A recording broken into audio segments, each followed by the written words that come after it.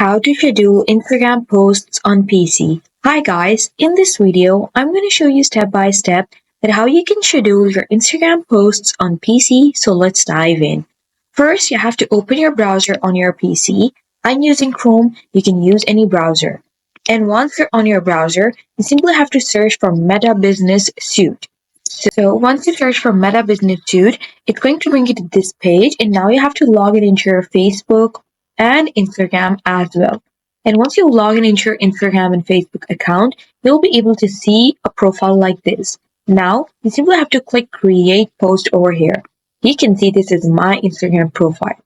And now you have to just simply scroll down. You have to just upload the media that you want by clicking over here and add text that you want over here. And then you can see this scheduling options over here. Toggle it on by clicking the set date and time on.